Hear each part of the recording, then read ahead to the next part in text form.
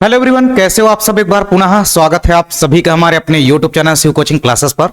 उम्मीद करता हूं आप सभी मस्त होंगे, बेहतर होंगे, आप सभी की पढ़ाई अच्छे से चल रही होगी। तो आज की इस वीडियो में हम देखने वाले हैं क्लास 12 बायोलॉजी एनसीईआरटी में चैप्टर 6 हमारा है इवोल्यूशन यानी कि विकास। इस चैप्टर को हम एक ही वीडियो में खत्म करने वाले हैं। सारे के सारे सिलेक्टेड इंपॉर्टेंट क्वेश्चनों को आज की इस वीडियो में हम कवर करेंगे। तो जो हमारा इवोल्यूशन है, आपको पता है इवोल्यूशन क्या होता है। तो इवोल्यूशन की अगर हम बात करते हैं तो किसी भी जीव का निरंतर जो है क्रमिक रूप से धीरे धीरे जो विकास होता है, निरंतर और धीरे धीरे और क्रमिक रूप से जो विकास होता है उसी को हम बोलते हैं विकास। ठीक है, तो निरंतर क्रमिक जो परिवर्तन आता है जीवों में, जैसे मान लीजिए पर्टिकुलर कोई एनिमल्स है, उसमें धीरे धीरे निरंतर जो है क्या होता है, परिवर्तन आता है। तो यही परिवर्तन क्या कहलाता है, विकास कहलाता है, यानी कि इवोल्यूशन कहलाता है। इवोल्यूशन के इस चैप्टर में जितने भी सिलेक्टेड इंपॉर्टेंट क्वेश्चन है सभी को एक एक करके देखेंगे। सबसे पहले हम देखेंगे समजात, समवृत्ति व अपशेषीय अंग क्या होते हैं। इसके बाद हम देखेंगे संयोजक कड़ियां क्या होती है, जहां से आपके एग्जाम में क्वेश्चन पूछे जाते हैं।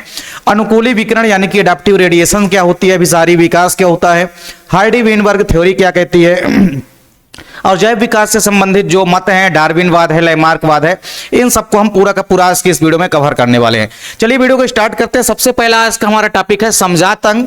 समजात अंगों को हम बोलते हैं होमोलोगस ऑर्गन्स। क्या बोलते हैं? समजात अंगों को हम बोलते हैं होमोलोगस ऑर्गन्स। क्या बोलते हैं? Homologous organs. समजात अंगों की अगर हम बात करते हैं तो जीवधारियों के अंदर कुछ ऐसे अंग पाए जाते हैं जो कि उत्पत्ति एवं रचना में क्या होते हैं, समान होते हैं। क्या होते हैं? जो कि उत्पत्ति एवं रचना में क्या होते हैं, समान होते हैं, यानी जिनकी ओरिजिन जो है एक समान होती है और रचना भी एक समान से होती है। लेकिन इनके कार्यों की अगर हम बात करते हैं तो ये कार्यों में भिन्नता दर्शाते हैं। ठीक है, ये अलग अलग कार्य करते हैं। जैसे आप एग्जाम्पल देखेंगे, ठीक है, तो कई सारे एग्जाम्पल है समजात अंगों के, कई सारे एग्जाम्पल हैं। समजात अंगों की एग्जाम्पल की अगर हम बात करते हैं तो जीवधारियों के ऐसे अंग जो कि उत्पत्ति और रचना में तो समान होंगे, मतलब इनकी उत्पत्ति जो है लगभग एक ही प्रकार से हुई होगी, लेकिन यदि कार्यों में बात करें तो ये सभी अंग कार्यों में भिन्नता दर्शाते हैं। यहां पे हम दो तीन एग्जांपल लेकर के चलेंगे। सबसे पहला जो हमारा एग्जांपल वो है सील का। सील आपको पता है, सील एक मछली होती है। ठीक है, तो सील का जो अग्रपाद होता है, इसके अलावा पक्षी का जो पंख हो गया, घोड़े का अग्रपाद हो गया, इन सब की जो उत्पत्ति एवं रचना होती है क्या होती है, उत्पत्ति एवं रचना क्या होती है, इनकी समान होती है। लेकिन अगर हम कार्यों की बात करते हैं, लेकिन अगर हम इनके कार्यों की बात करते हैं तो इनके कार्यों की अगर हम बात करते हैं तो सील का जो अग्रपाद होता है ये तैरने में सहायता करता है। किसमें सहायता करता है? सील का जो अग्रपाद है ये तैरने में सहायता करता है। पक्षी का जो अग्रपाद है ये उड़ने में सहायता करता है। किसमें सहायता करता है? उड़ने में। ठीक, तैरने में सहायता करता है क्या? सील का अग्रपाद। उड़ने में पक्षी का जो पंख है, पक्षी का जो अग्रपाद है, ठीक है, तो ये उड़ने में सहायता करता है। घोड़े का जो अग्रपाद है ये दौड़ने में क्या करेगा, ये दौड़ने में सहायता करता है। यानी हमको ये समझ में आ गया कि ये ऐसे अंग हैं, ये तीनों के तीनों ऐसे जीव हैं जिनमें आप देखेंगे उत्पत्ति और रचना क्या होती है, इनकी समान होती है। चाहे आप पक्षी के अग्रपाद की देखेंगे या सील के अग्रपाद की या घोड़े के अग्रपाद की, ये उत्पत्ति और रचना में समान प्रकार से होते हैं, किंतु इनके कार्य अलग अलग होते हैं। ठीक है, तीनों के कार्य यहाँ पे अलग अलग हैं, आप लोग आसानी से देख सकते हैं। ठीक है, चलिए इसके बाद हम बात करते हैं समवृत्ति अंग क्या होते हैं। समवृत्ति अंगों को हम बोलते हैं एनालोगस ऑर्गन। ठीक है, तो समवृत्ति अंगों की अगर हम बात करते हैं तो जीवधारियों के ऐसे अंग जो कि उत्पत्ति एवं रचना में क्या होंगे, भिन्न भिन्न होंगे।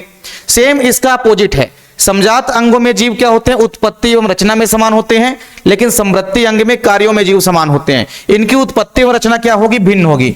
तो ऐसे अंग जो कि उत्पत्ति एवं रचना में क्या होते हैं, भिन्न होते हैं, किंतु कार्यों में समानता दर्शाते हैं। किंतु कार्यों में समानता दर्शाते हैं, उन्हें ही हम क्या बोलते हैं, उन्हें ही हम क्या बोलते हैं, उन्हें ही हम बोलते हैं समवृत्ति अंग, यानी कि एनालोगस ऑर्गन्स। और यह समानता जो होती है जीवों के अंदर, यह कहलाती है समवृत्तिता। क्या कहलाती है? यह समानता कहलाती है समवृत्तिता। अगर आप एग्जाम्पल देखें तो आप एग्जाम्पल देखेंगे, जैसे चमगादड़ के पंख हो गए। ठीक है, जैसे चमगादड़ के पंख हो गए, जैसे चमगादड़ के पंख। ठीक, इसके अलावा आप देखेंगे पक्षी के पंख। चमगादड़ के पंख हो गया, पक्षी के पंख हो गए, ये सब उत्पत्ति एवं रचना में क्या होते हैं, भिन्न होते हैं। जैसे चमगादड़ के पंख की अगर आप बात करेंगे तो चमगादड़ के पंख की जो उत्पत्ति है वो कहां से होगी, त्वचा से होगी। जबकि पक्षी के जो पंख की उत्पत्ति होती है कहां से होती है, ये अग्रपाद से होती है। ठीक है, अग्रपाद से होती है, यानी फोरलिम्ब से होती है। तो सिंपल सी बात है, चमगादड़ के पंख की उत्पत्ति कहां से हुई है, स्किन यानी कि त्वचा से हुई है। कहां से हुई है, स्किन यानी कि त्वचा से। और इसकी कहां से हुई है, फोरलिम्ब यानी कि कहां से हुई है भैया, अग्रपाद से। ठीक है, ठीक है। लेकिन अगर कार्यों की हम बात करते हैं, कार्यों की अगर हम बात करते हैं तो चमगादड़ के पंख हो चाहे पक्षी के पंख, दोनों का कार्य क्या है? दोनों का कार्य तो एक ही है भैया, कार्य इनका क्या है? उड़ना। तो ये उड़ने में ही तो सहायता करते हैं, ठीक है, तो ये भी उड़ने में सहायता करते हैं। तो हमको यह समझ में आ गया कि जीवधारियों के ऐसे अंग जो कि उत्पत्ति एवं रचना में क्या होते हैं? भिन्न भिन्न होते हैं, किंतु कार्यों में समानता दर्शाते हैं, ऐसे अंगों को हम बोलते हैं समवर्ती अंग। एग्जाम्पल आप देख सकते हैं, अगर और एग्जाम्पल आप लोग अगर नोट्स करना चाहते हैं तो और कुछ एग्जाम्पल आप लोग देख सकते हैं। जैसे अगर हम बात करते हैं प्लांट के अंदर, जैसे हमने एनिमल्स के अंदर तो देख लिया, अब अगर हम प्लांट्स के अंदर बात करते हैं, प्लांट्स के अंदर हम बात करेंगे अगर, तो आप देखेंगे प्लांट्स के अंदर कई सारे एग्जाम्पल होते हैं, ठीक है। जैसे आप आलू और शकरकंद के एग्जाम्पल ले सकते हैं, ठीक है। जैसे हम बात करें अगर आलू की, ठीक है, आलू की और शकरकंद की अगर हम एग्जाम्पल की बात करें, आलू और शकरकंद की अगर हम बात करते हैं, ठीक है, तो ये उत्पत्ति एवं रचना में क्या होते हैं? भिन्न होती है। जो आलू का पौधा है, इसकी उत्पत्ति कहां से होती है? आलू जो है ये तने का रूपांतरण क्या है? ये मॉडिफिकेशन ऑफ स्टेम है, ठीक है। ये क्या होता है? तने का रूपांतरण होता है, ठीक है। अगर हम बात करते हैं किसकी, अगर हम बात करते हैं आलू की, तो ये किसका रूपांतरण है? तने का रूपांतरण है। लेकिन शकरकंद की अगर हम बात करते हैं तो शकरकंद किसका रूपांतरण है? ये भैया जड़ का रूपांतरण होता है, ठीक है। मॉडिफिकेशन ऑफ रूट होता है, ये जड़ का रूपांतरण है, ठीक है। ये क्या है? जड़ का रूपांतरण है। लेकिन कार्यों की अगर हम बात करेंगे, कार्य की अगर हम बात करेंगे तो कार्य जो है दोनों के समान होते हैं, ठीक है। कार्य दोनों का क्या होता है? दोनों का कार्य भैया एक ही है, भोजन का संग्रहण करना, ठीक है। तो आलू का भी काम क्या है? भोजन का संग्रहण करना, ठीक है, भोजन का संग्रहण करना या भोजन को संग्रहित करना। वहीं हम बात करते हैं अगर शकरकंद की, ठीक है, स्वीट पोटैटो की, सभी लोग आप लोग देखे होंगे ग्रामीण क्षेत्रों में स्वीट पोटैटो, शकरकंद, जिसको आप लोग ग्रामीण क्षेत्रों में अलग अलग नाम से जानते हैं। हमारे यहाँ कांदा कहते हैं इसको, आपके यहाँ पता नहीं क्या कहते हैं। चलिए, तो शकरकंद की अगर हम बात करते हैं तो ये जड़ का रूपांतरण होता है और इसका भी काम क्या होता है? इसका भी काम होता है भोजन का संग्रहण करना, ठीक है। इसका भी काम क्या है? इसका भी काम है भोजन का संग्रहण करना। तो हमको यह समझ में आ गया कि समवर्ती अंग क्या कहलाते हैं? ऐसे अंग जो कि उत्पत्ति एवं रचना में भले ही भिन्न होंगे, जैसे आप देख सकते हैं आलू और शकरकंद दोनों उत्पत्ति में क्या है? भिन्न भिन्न है। ये तने के रूपांतरण से बन रहा है, ये जड़ के रूपांतरण से, लेकिन दोनों का कार्य क्या है? कार्य दोनों का समान है, भोजन का एब्जॉर्प्शन करना, भोजन का संग्रहण करना, ठीक है। चलिए, तो समजात और समवृत्ति अंगों के आप एग्जाम्पल लिख सकते हैं। तो समजात और समवृत्ति अंग उम्मीद करता हूं आपको समझ में आ गए होंगे। अब इसमें अंतर जरूर हम नहीं करा रहे हैं, अंतर की हम एक अलग से वीडियो लाएंगे जिसमें सारे के सारे चैप्टर के इंपोर्टेंट जो भी डिफरेंस है, सारे के सारे इंपोर्टेंट डिफरेंस को एक ही वीडियो में पूरा का पूरा खत्म कर देंगे। चलिए, इसके बाद हम बात करते हैं अवशेषी अंगों की। अवशेषी अंगों को हम बोलते हैं वेस्टेज ऑर्गन्स। क्या बोलते हैं? Wastage organs. अवशेषी अंगों की अगर हम बात करते हैं तो जीवधारियों में कुछ ऐसे अंग पाए जाते हैं जिनकी शरीर में कोई आवश्यकता नहीं होती है। आप एज ए ह्यूमन बॉडी देखेंगे, बॉडी में हमारे बहुत सारे ऐसे अंग हैं जिनकी हमारे बॉडी में कोई खास आवश्यकता नहीं है, फिर भी ये हमारे शरीर में पाए जाते हैं। ऐसे अंगों को ही हम बोलते हैं अवशेषी अंग, यानी कि वेस्टेज ऑर्गन, जो वेस्ट हैं हालांकि हमारे शरीर में उपस्थित, लेकिन क्या है? वेस्ट है, इनका कुछ काम नहीं है। तो ऐसे अंगों को ही हम बोलते हैं अवशेषी अंग, ठीक है। तो जीवों के शरीर में कुछ ऐसे अंग पाए जाते हैं जिनकी शरीर में कोई आवश्यकता नहीं होती है, और इन अंगों को ही हम बोलते हैं अवशेषी अंग। अवशेषी अंग के अगर आप एग्जाम्पल की बात करेंगे तो बहुत सारे अवशेषी अंग के आपको एग्जाम्पल मिलेंगे, ठीक है। अवशेषी अंगों के कई अलग अलग एग्जाम्पल हैं, आप लोग देख सकते हैं। जैसे आपको यह दिखाई दे रहा है बाह्य कर्ण, ठीक है। बाह्य कर्ण आप लोग देखे होंगे, ये जो बाह्य कर्ण जिसको हम पिन्ना बोलते हैं, ये हमारा बाह्य कर्ण है, जिसको आप लोग देख भी सकते हैं, ठीक है। तो ये जो बाह्य कर्ण या पिन्ना होता है ना, ये भी एक प्रकार का क्या है? अवशेषी अंग है। इसका भी कोई हमारे बॉडी में कोई खास काम नहीं होता है। हमारे बॉडी में आप देखे होंगे जैसे चेस्ट में बहुत सारी जैसे ये बाल वगैरह उगाती है शरीरों पर, इनका भी कोई खास यूज नहीं होता है, फिर भी ये हमारे शरीर पर पाए जाते हैं, ठीक है। तो ये भी एक प्रकार से अवशेषी अंग है। आंख की निमेशक पटल आपको दिखाई दे रही है, ठीक है। इसको आप आंख की कंजक्टाइवा भी कह सकते हैं। क्या कह सकते हैं आप? आंख की कंजक्टाइवा, आंख की कंजक्टाइवा, आंख की कंजक्टाइवा। मनुष्य की अपेंडिक्स भी आप कह सकते हैं, ठीक है। मनुष्य की जो अपेंडिक्स होती है, मनुष्य की अपेंडिक्स, मनुष्य की अपेंडिक्स आप देखेंगे, ये भी वेस्टेज ऑर्गन्स का ही एक एग्जांपल है।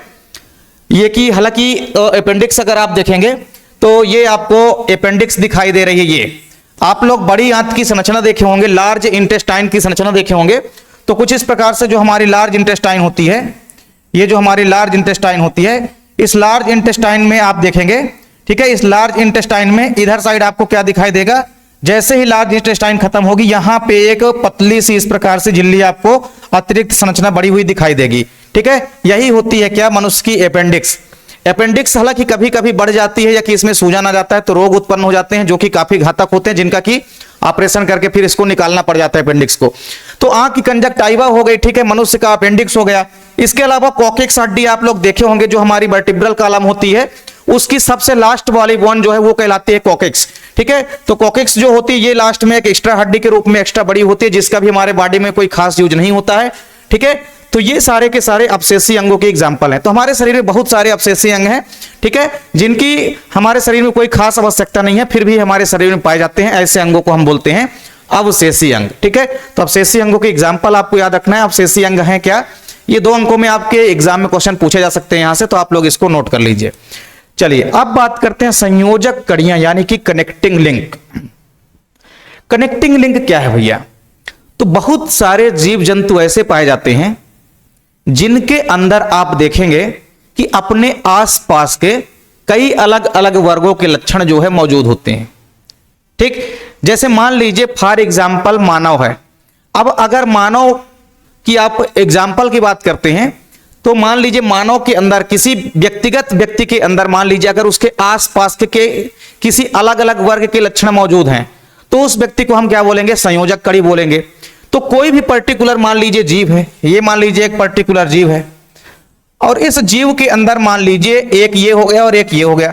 इस जीव के अंदर मान लीजिए 2 अलग अलग वर्ग के लक्षण मौजूद हैं। वो वर्ग कोई भी हो सकते हैं, जैसे मान लीजिए इस जीव के अंदर एक एप्स यानी कि पक्षी वर्ग का लक्षण जो है मौजूद है और एक जो है रेप्टिलिया वर्ग का लक्षण मौजूद है, एक रेप्टिलिया वर्ग का लक्षण मौजूद है। तो किसी वर्ग के लक्षण जो है मौजूद हो सकते हैं। तो सिंपल सी बात आपको यह समझना है कि संयोजक कड़ियां होती क्या है। तो मान लीजिए कुछ ऐसे जीवधारी होते हैं जिनके अंदर अपने आसपास के 2 अलग अलग वर्गों के लक्षण मौजूद होते हैं, उनको ही हम बोलते हैं संयोजक कड़ी। ठीक है, कनेक्टिंग लिंक बोलते हैं। आप लोग कनेक्टिंग लिंक के बहुत सारे एग्जाम्पल पढ़ चुके हैं। क्लास 11th में भी आप लोग 2 बहुत बड़ी एग्जाम्पल पढ़े हैं।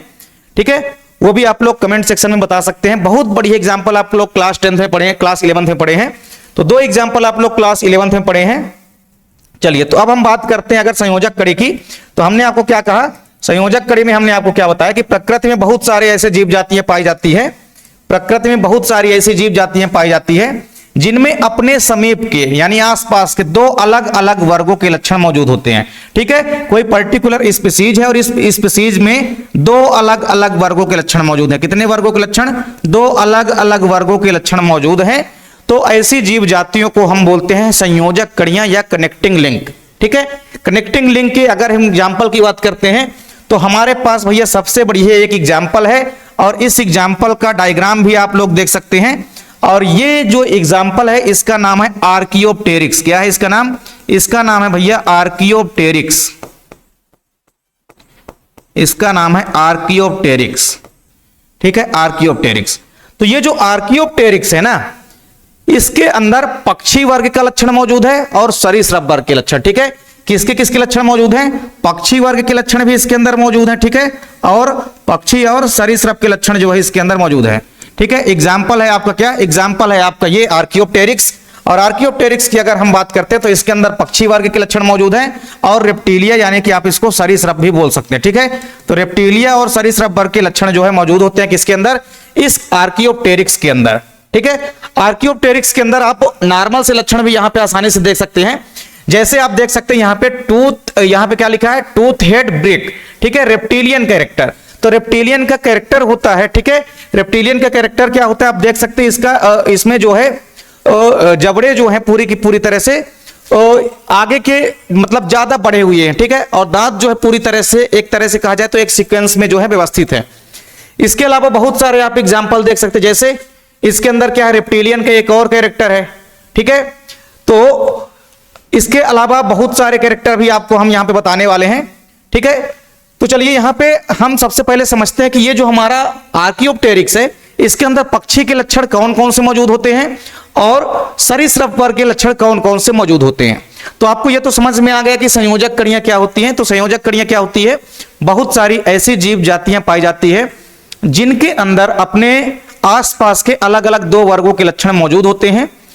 ऐसे जीव जातियों को हम बोलते हैं संयोजक कड़ियां। एक एग्जाम्पल आपने क्या देख लिया, आर्कियोप्टेरिक्स देख लिया। इसके अलावा अगर आप लोग और एग्जाम्पल देखें तो दूसरा एग्जाम्पल आप लोग क्लास 11 में पढ़े होंगे वायरस का। वायरस का एग्जाम्पल आप लोग पढ़े होंगे। वायरस की अगर हम बात करते हैं तो वायरस को हम क्या कहते हैं, वायरस को हम क्या कहते हैं, सजीव व निर्जीव के बीच की कनेक्टिंग लिंक। ठीक है, तो हम लिविंग व नॉन लिविंग के मध्य की क्या कहते हैं, इसको connecting link, living and non living. ठीक है, तो लिविंग एंड नॉन लिविंग। ठीक है, यानी सजीव व निर्जीव के बीच की कनेक्टिंग लिंक हम किसे कहते हैं, वायरस को कहते हैं, विषाणु को कहते हैं। इसके अंदर सजीव व निर्जीव दोनों के लक्षण पाए जाते हैं, तो ये भी क्या हो गया, एक कनेक्टिंग लिंक होता है, संयोजक कड़ी ही है एक प्रकार का। ठीक है, फिर इसके बाद एक एग्जाम्पल और आप लोग पढ़े होंगे, युगलीना का एग्जाम्पल आप लोग पढ़े होंगे। ठीक है, युगलीना भी क्या होता है, युगलीना भी एक कनेक्टिंग लिंक है। युगलीना किसके किसके बीच की कनेक्टिंग लिंक है, तो आपको याद रखना है युगलीना जो है पादप और जंतु के मध्य की। ठीक है, यानी प्लांट एंड एनिमल्स के मध्य की कनेक्टिंग लिंक है, प्लांट्स एंड एनिमल्स। ठीक है, तो प्लांट्स एंड एनिमल्स के मध्य की कनेक्टिंग लिंक कौन सी है, युगलीना है। इसी प्रकार बहुत सारे एग्जाम्पल आप लोग पढ़े हैं, जैसे आप लोग एक और पढ़े होंगे क्लास 11 में, हेमिकार्डेटा। ठीक है, तो ये कार्डेटा और नॉन कार्डेटा के मध्य की क्या होती है, संयोजक कड़ी होती है। तो इस प्रकार से बहुत सारे एग्जाम्पल हैं संयोजक कड़ियों के, जिनके बारे में आप आसानी से एग्जाम्पल कोई भी लिख सकते हैं। ठीक है, तो संयोजक कड़ी आपको समझ में आ गई होगी। अब हम बात करते हैं इस आर्कियोप्टेरिक्स की। तो आर्कियोप्टेरिक्स में आपको लंबी पूंछ दिखाई दे रही है। ठीक है, पंख भी आपको दिखाई दे रहे हैं, जो कि पक्षी का लक्षण होता है। तो आप कई सारे लक्षण देख सकते हैं। सबसे पहले अगर हम पक्षी के लक्षण देखते हैं तो शरीर में पंख उपस्थित है, तो पंख की उपस्थिति होना ये तो पक्षी का अहम लक्षण है। इसके बाद आप देख सकते हैं कि खोपड़ी की जो हड्डियां होती है वो पक्षियों के समान जुड़ी हुई होती हैं। ठीक है, तो ये आप देख सकते हैं। सबसे पहले तो पंख उपस्थित है, इनके अंदर क्या उपस्थित है, पंख उपस्थित है, जो कि पक्षियों का लक्षण है। ठीक है, इसके बाद हम क्या देख रहे हैं कि खोपड़ी की हड्डी जो होती है आपस में जुड़ी होती है, जैसे कि पक्षियों में खोपड़ी की हड्डी आपस में जुड़ी होती है, सेम उसी प्रकार इसकी हड्डी भी आपस में क्या होती है, जुड़ी हुई होती है। फिर आप देख सकते हैं दोनों जबड़े जो होते हैं वो चोंच के रूप में रूपांतरित हो जाते हैं। ठीक है, तो जबड़े जो होते हैं चोंच के रूप में रूपांतरित हो जाते हैं, ये भी पक्षी का लक्षण है। जबड़े किस में रूपांतरित हो जाते हैं, चोंच के रूप में रूपांतरित हो जाते हैं। तो आप देख भी सकते हैं बीक यानी कि चोंच के रूप में क्या हो जाते हैं, रूपांतरित हो जाते हैं। फिर इसके बाद आप देख सकते हैं सरीसृप के लक्षण कौन कौन से हैं। तो सरीसृप के अंदर आपको लंबी पूंछ दिखाई देती है, तो लंबी पूंछ उपस्थित होती है किसके अंदर, आर्कियोप्टेरिक्स के अंदर। देख सकते हैं आप ये लंबी पूंछ जो है इनके अंदर उपस्थित होती है। फिर अगला आप देखेंगे यहां पे कौन सा लक्षण होता है, तो जबड़े में एक समान दांत उपस्थित। ठीक है, जबड़े में एक समान दांत उपस्थित होते हैं। जो इनका जबड़ा होता है यानी जॉ होता है, उनमें आपको एक समान यहां पे दांत जो है उपस्थिति दिखाई देंगे। ठीक है, जबड़े में इनके एक समान दांत दिखाई देंगे। जितने भी दांत होंगे, ठीक है, सभी के सभी इक्वल दिखाई देंगे, सभी के सभी दांत जो है एक समान दिखाई देंगे। और अगर किसी भी प्राणी के अंदर अगर एक समान दांत दिखाई देते हैं तो ऐसे दांत को हम बोलते हैं होमोडोंट। क्या बोलते हैं, होमोडोंट। वहीं अगर मान लीजिए किसी व्यक्ति के अंदर अलग अलग प्रकार के, जैसे मानव में आप लोग देखते हैं 4 अलग अलग प्रकार के दांत पाए जाते हैं, तो मानव में जो 4 अलग अलग प्रकार के दांत पाए जाते हैं इसको हम क्या बोलते हैं, विषम दंती यानी कि हेट्रोडोंट। ठीक है, मानव के दांत मसूड़ों में भी धसे होते हैं, तो ऐसे दांत जो कि मसूड़ों में धसे होते हैं उनको हम क्या बोलते हैं, थिकोडोंट बोलते हैं। ठीक है, तो सारी चीजें आपको ध्यान रखनी है। तो ये सारे इंपॉर्टेंट कैरेक्टर हैं किसके, रेप्टाइल्स के। ठीक है, जबड़े में एक समान दांत उपस्थित होंगे। और इसके अलावा स्टर्नम नामक जो अस्थि होती है ये क्या होती है, कमजोर होती है। जैसे आप लोग देखेंगे सरीसृप के अंदर क्या होता है, सरीसृप के अंदर जो स्टर्नम नामक हड्डी होती है हमारे यहाँ पे एकदम जस्ट सामने रिब्स बोन जो होती है उसको जोड़ने वाली जो बीच में हड्डी होती है टी आकार की, वो होती है स्टर्नम हड्डी। तो स्टर्नम हड्डी जो होती है, जैसे रेप्टाइल्स की स्टर्नम हड्डी क्या होती है, कमजोर होती है, उसी प्रकार से आपको कमजोर हड्डी दिखाई देती है किसकी, आर्कियोप्टेरिक्स की। तो ये सारे आर्कियोप्टेरिक्स के अंदर जो है कुछ इंपॉर्टेंट कैरेक्टर पाए जाते हैं पक्षी के और सरीसृप के। तो पक्षी के और सरीसृप के कौन कौन से इंपॉर्टेंट कैरेक्टर पाए जाते हैं ये आपको नोट कर लेना है, क्योंकि आपके बोर्ड एग्जाम के लिए क्वेश्चन इंपॉर्टेंट है। ये क्वेश्चन आपके एग्जाम में पूछा जा सकता है कि संयोजक कड़ियां क्या होते हैं। संयोजक कड़ियों को एग्जाम्पल सहित आपको एक्सप्लेन करना है। चलिए अब हम आ जाते हैं जैव विकास के संदर्भ में। तो जैव विकास के संदर्भ में अगर हम बात करते हैं तो जीवों का विकास कैसे हुआ, इसमें अगर हम बात करें तो कुछ इंपॉर्टेंट टॉपिक हैं जो कि आपके बोर्ड एग्जाम में आने वाले हैं। सबसे पहले यहां पे हम डार्विन का जो सिद्धांत है जिसको कि हम डार्विनवाद के नाम से जानते हैं, इसके बाद हम लैमार्कवाद देखेंगे। ठीक है, तो डार्विनवाद और लैमार्कवाद आपके पेपर के पॉइंट ऑफ व्यू से काफी इंपॉर्टेंट है। ठीक है, और जैव विकास के संदर्भ में जो मिलर व यूरो का प्रयोग है ये भी आप लोगों के लिए काफी इंपॉर्टेंट है, क्योंकि आप लोगों के बोर्ड एग्जाम में यहीं से क्वेश्चन अधिकतर पूछे जाते हैं। चलिए सबसे बात करते हैं डार्विनिज्म यानी कि डार्विनवाद की। तो डार्विनवाद की अगर हम बात करते हैं तो चार्ल्स डार्विन एक ऐसे वैज्ञानिक थे जिन्होंने जैव विकास के बारे में विस्तृत एक्सप्लेन किया। सबसे पहले अगर जैव विकास के बारे में किसी ने विस्तृत अध्ययन किया और विस्तृत उसका विश्लेषण किया तो वो थे चार्ल्स डार्विन। चार्ल्स डार्विन की अगर हम बात करते हैं तो सबसे पहले इन्होंने ही बताया था, क्या बताया था कि भैया जो मनुष्य होते हैं, ठीक है, जो ह्यूमन होता है, मानव होता है, और बंदर, मानव और बंदर, इन दोनों के पूर्वज जो है एक ही थे। ठीक है, ऐसा माना जाता है कि मानव और बंदर, इनके पूर्वज जो है यानी इनके जो एंसिस्टर जो हैं वो एक समान थे, क्योंकि इनके जीवाश्मों के बारे में अगर हम देखें तो बहुत कुछ खास अंतर दिखाई नहीं देता है। अगर आप इनके फॉसिल्स या जीवाश्म देखेंगे तो इनके जीवाश्मों में थोड़ा बहुत ही डिफरेंस जो है दिखाई देता है। ठीक है, तो मानव और बंदर के पूर्वज जो है एक थे, ये सबसे पहले किसने बताया? चार्ल्स डार्विन ने बताया। चार्ल्स डार्विन के बारे में अगर हम थोड़ा सा यहां पे एक्सप्लेन करें तो चार्ल्स डार्विन जो है 1831 में, ठीक है, यानी 1831 में ये कैम्ब्रिज विश्वविद्यालय में स्नातक की डिग्री प्राप्त की है। ठीक है, और वहीं से ये एक महान वनस्पति शास्त्री जो कि उनके टीचर भी थे, जिनका नाम था डॉक्टर हेंसले। क्या था? डॉक्टर हेंसले। ठीक है, तो जो कि महान वनस्पति शास्त्री थे, डॉक्टर हेंसले के संपर्क में आ गए। ठीक है, और ये क्या किए कि ब्रिटिश सरकार की अनुमति से क्या किए, डॉक्टर हेंसले के साथ मिलकर के बीगल नामक जहाज पर यात्रा वृत्तांत पर निकल गए। ठीक है, तो हमेशा आपको याद रखना, यहां से एक क्वेश्चन आपके बोर्ड एग्जाम में पूछा जाता है कि डार्विन की जहाज का नाम क्या था, मतलब डार्विन जिस जहाज पे बैठ करके भ्रमण कर रहे थे या यात्रा कर रहे थे उस जहाज का नाम क्या था। तो आपको याद रखना है कि डार्विन की जहाज का नाम क्या था? बीगल था। इसी जहाज पे बैठ करके डार्विन जो है सैर के लिए निकले थे। ठीक है, तो आपको याद रखना है किसके साथ निकले थे, तो डॉक्टर हेंसले के साथ निकले थे, ये भी आपको ध्यान में रखना है। फिर आपको याद रखना है कि 5 वर्ष बाद 2 अक्टूबर 1936 में, 1831 में आप देखेंगे 1831 में बाहर निकले थे और यहां पे आप लोग 1836 बना लेंगे। ठीक है, तो 1831 में कहां निकले थे? डॉक्टर हेंसले के साथ भ्रमण में निकले थे। और फिर 5 वर्ष बाद 1836 को डार्विन जो है विश्व सर्वेक्षण जहाज के द्वारा वापस लौटे, और उसी जहाज के द्वारा 5 वर्षों तक लगातार भ्रमण के बाद जो है डार्विन जब वापस लौटे तो यात्रा के दौरान डार्विन को बहुत सारे जीव जंतुओं के जीवाश्म दिखाई दिए, बहुत सारे एनिमल्स प्लांट दिखाई दिए जिनके बारे में उन्होंने जानकारी प्राप्त की, और बहुत सारे उनको जीवाश्म यानी कि फॉसिल्स भी मिले। ठीक है, जिनको डार्विन ने कलेक्ट किया यानी कि इकट्ठा किया, और जो भी जीवाश्म और जीव जंतुओं को उन्होंने देखा उन सबका जो वर्णन है उन्होंने अपनी एक पुस्तक पे किया, और उस पुस्तक का नाम क्या है? एक प्रकृति विज्ञानी की समुद्र द्वारा विश्व की सैर।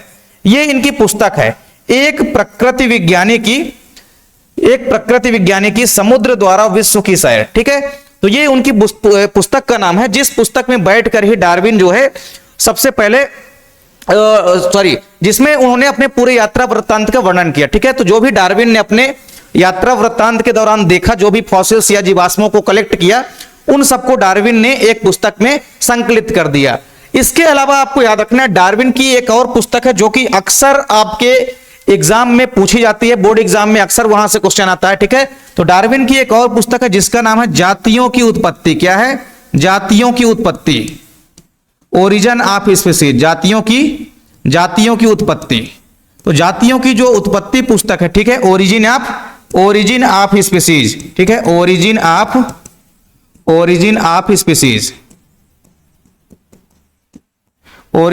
स्पीसीज। ठीक है, तो डार्विन की एक और पुस्तक है। ठीक है, डार्विन की ये भी एक फेमस बुक है, ओरिजिन ऑफ स्पीसीज। ठीक है, तो इस ओरिजिन ऑफ स्पीसीज पुस्तक में डार्विन ने बहुत सारे जीव जंतुओं के बारे में, यात्रा वृत्तांत का, इसमें भी बहुत सारे वर्णन किया है। तो जातियों की उत्पत्ति, किसी भी पर्टिकुलर जातियों की उत्पत्ति कैसे हुई, डार्विन ने जो भी अपना सिद्धांत व मत बताया वो जातियों की उत्पत्ति नामक पुस्तक में ही इन्होंने संकलित कर दिया। ठीक है, तो जातियों की उत्पत्ति आपको याद रखना है, और इसके अलावा आपको याद रखना है कि एक प्रकृति विज्ञानी की समुद्र द्वारा विश्व की सैर। तो ये तो उन्होंने क्या किया, अपना पूरा जो यात्रा वृत्तांत किया 5 वर्षों तक लगातार डॉक्टर हेंसले के साथ, उसके बाद जो भी फॉसिल्स कनेक्ट किए, जो भी जीवाश्मों को कलेक्ट किया और जो भी जीव जंतुओं को देखा, उसके बारे में जो वर्णन यात्रा वृत्तांत है किसमें संकलित किया, उन्होंने अपनी इस पुस्तक में संकलित कर दिया। ठीक है, एक प्रकृति विज्ञानी की समुद्र द्वारा विश्व की सैर। ठीक है, तो ये तो नॉर्मल सी डार्विन के बारे में बेसिक इंफॉर्मेशन थी। अब हम बात करते हैं डार्विन का जो प्राकृतिक वर्णवाद है। डार्विन का जो पूरा का पूरा सिद्धांत है जैव विकास से संबंधित, उसको या तो हम प्राकृतिक वर्णवाद कहते हैं, ठीक है, डार्विन का प्राकृतिक वर्णवाद कहते हैं, या हम उसे डार्विनवाद कहते हैं। ठीक है, तो डार्विन के जो भी जैव विकास संबंधी मत है उसको हम डार्विनवाद कहते हैं या डार्विन का प्राकृतिक वर्णवाद कहते हैं। ठीक है, डार्विन के अनुसार सिंपल सी बात है कि डार्विन ने अपने पूरे के पूरे जैव विकास में क्या बताया, जो मेनली चीज बताई वो ये थी कि अगर मान लीजिए कोई एनिमल्स या प्लांट है, अगर वो इन्वायरमेंट के अनुसार, ठीक है, अब वातावरण के अनुसार अगर वो अपने आप को ढाल लेते हैं तो वही जीव जो है कालांतर में आगे जो है जीवित रह पाते हैं, और जो जीव अपने आप को वातावरण के अनुसार नहीं ढाल पाते हैं वे धीरे धीरे करके नष्ट हो जाते हैं, या प्रकृति ही उन्हें क्या कर देती है, नष्ट कर देती है। तो डार्विन ने क्या बताया कि वे जीव जो अपने आप को वातावरण के अनुकूल नहीं बना पाते हैं, ठीक है, तो वे या तो नष्ट हो जाते हैं या प्रकृति उन्हें क्या कर देती है, नष्ट कर देती है। और जो जीव अपने आप को वातावरण के अनुकूल बनाए रखते हैं वही जीव आगे चल के जीवित रह पाते हैं। तो डार्विन ने अपना पूरा का पूरा जो जैव विकास का संदर्भ दिया, जैव विकास का जो सिद्धांत दिया, डार्विन का जो सिद्धांत है यह निम्न तथ्यों पर आधारित है। कई सारे इंपोर्टेंट तथ्य हैं जो कि डार्विन ने कहा। पहली इंपोर्टेंट पॉइंट डार्विन ने क्या कहा कि अति उत्पादन क्षमता, कोई भी अगर जीव है तो उनमें संतान उत्पन्न करने की जो क्षमता होती है बहुत ज्यादा मात्रा में होती है। ठीक है, डार्विन ने एक चीज तो बहुत बढ़िया बताई, हालांकि ये सीधी सी बात अगर आप नॉर्मल तौर पे भी समझें तो अगर पर्टिकुलर एनिमल्स की अगर बात करते हैं तो आप हर एक जीवधारी के अंदर संतान उत्पन्न करने की अत्यधिक मात्रा में क्षमता होती है, लेकिन उनमें से क्या होता है कि कुछ ही जीवधारी जो है आगे चल के जीवित रह पाते हैं। बाकी के जीवधारी जीवित क्यों नहीं रह पाते हैं, उसके बहुत सारे रीजन हैं। जैसे मान लीजिए क्या है, प्रकृति के अनुकूल अगर मान लीजिए कुछ जाति अपने आप को नहीं बना पाए, ये हम नहीं कह रहे हैं, डार्विन कह रहे हैं, डार्विन के अकॉर्डिंग बात हो रही है। तो डार्विन का कहना यह भी है कि जैसे मान लीजिए कई सारे जीव जो है पैदा हो गए, अब उन जीवों में आपस में जीवन संघर्ष हो गया, भोजन के लिए, कपड़े के लिए, मकान के लिए, तो जिनको पर्याप्त मात्रा में ये सब चीजें मिल गई वो तरीके से जीवन यापन कर लिया, और जिनको नहीं मिल पाया तरीके से भोजन, रहने के लिए अच्छी व्यवस्था नहीं हो पाई, वो जीव धीरे धीरे करके क्या हो जाते हैं, नष्ट हो जाते हैं। तो पहला पॉइंट डार्विन का सिद्धांत यही कहता है कि अति उत्पादन क्षमता का मतलब है कि जीवधारियों में संतान उत्पन्न करने की जो क्षमता होती है वो अत्यधिक होती है। ठीक है, परंतु वातावरण में क्या होता है, परंतु वातावरण में जैसे परिवर्तन होता है, ठीक है, वातावरण में क्या होता है, जैसे परिवर्तन होता है, तो वातावरण में जब परिवर्तन होता है इसके अलावा रोग भी हो सकते हैं। मान लीजिए जैसे जीवों में रोग हो गए तो कुछ जीव तो रोगों के कारण भी क्या हो जाते हैं, खत्म हो जाते हैं। इसके अलावा भोजन के लिए भी, भोजन भी अगर पर्याप्त मात्रा में कुछ जीवों को नहीं मिला तो उस कारण से भी कुछ जीव क्या हो जाते हैं, नष्ट हो जाते हैं। अगर कुछ जीवों को जल नहीं मिला तो भी वो नष्ट हो जाते हैं। तो इस प्रकार से आप देखेंगे कि जल के लिए, भोजन के लिए और कई सारे जो रोग हैं, इसके अलावा रहने के लिए जो वातावरण में परिवर्तन हो गया उसके लिए जीवधारियों में क्या हो जाता है, आपस में प्रतियोगिता जो है हो जाती है, जिस कारण से इनकी संख्या जो है सीमित रह जाती है। मतलब जीवधारियों के अंदर संतान उत्पन्न करने की क्षमता तो बहुत ज्यादा होती है, लेकिन बहुत कम ही जीव जीवित रह पाते हैं, ऐसा डार्विन ने बताया। क्योंकि बहुत सारे कारण हैं कि उनमें जो है रहने के लिए, भोजन के लिए, जल के लिए आपस में संघर्ष छिड़ जाता है, जिस कारण से बहुत कम जीवों की संख्या जो है शेष बची रह जाती है। तो डार्विन का जो प्राकृतिक वर्णवाद है, चलिए इसका फर्स्ट पेज का आप लोग स्क्रीनशॉट ले सकते हैं। अब हम बात करते हैं डार्विन का जो दूसरा इंपॉर्टेंट पॉइंट है। डार्विन ने क्या बताया भैया कि जो जीवन संघर्ष है, डार्विन ने क्या कहा कि जीवों के अंदर जीवन संघर्ष होता है। जैसे मान लीजिए जीवन तो मिल गया जीवों का, अब किसी भी जीव को जैसे जीवन मिल गया, छोटे से बच्चे का जन्म हो गया, उसके बाद उसको अगर पर्याप्त मात्रा में कपड़े नहीं मिलेंगे पहनने के लिए, खाने के लिए पर्याप्त मात्रा में उसको संतुलित आहार नहीं मिलेगा, रहने के लिए उसकी अच्छी व्यवस्था नहीं होगी, तो वातावरण के ऐसे प्रभाव हैं जिनके कारण से वो जीव धीरे धीरे क्या हो जाएगा, खत्म हो जाएगा। तो जीवन संघर्ष का मतलब भी यही है कि जैसे हमने क्या कहा कि हर एक जीवधारी के अंदर संतान उत्पन्न करने की तो बहुत अधिक क्षमता होती है, लेकिन उसके बाद भी आप देखेंगे कि किसी पर्टिकुलर सीमित क्षेत्र में, जैसे भोजन के लिए, वायु के लिए, प्रकाश के लिए तथा जल के लिए, आप देखेंगे जल की निश्चित मात्रा ही क्या होती है, उपलब्ध होती है। अब अगर हम देखें तो हर एक चीजों की जो मात्रा है वो लिमिट में ही तो उपलब्ध है। ठीक है, तो ऐसा डार्विन का मानना था कि जैसे भोजन हो गया, वायु हो गई, प्रकाश हो गया, जल हो गया, इनकी एक निश्चित मात्रा ही उपलब्ध है। ठीक है, अतः जो नए जीव उत्पन्न होते हैं, नए जीवों में क्या होता है, जीवन के लिए आपस में संघर्ष छिड़ जाता है, और संघर्ष में जो जीव जीत जाते हैं वही जीव जो है आगे कालांतर में जीवित रह पाते हैं। तो डार्विन का ये एक इंपॉर्टेंट पॉइंट है, जीवन संघर्ष। इसमें डार्विन ने बताया कि जीवधारियों की संख्या तो बहुत ज्यादा होती है, लेकिन जो नए जीवधारी पैदा होते हैं उनमें क्या होता है, भोजन के लिए, रहने के लिए, आवास के लिए, ठीक है, जल के लिए क्या होता है, आपस में संघर्ष छिड़ जाता है।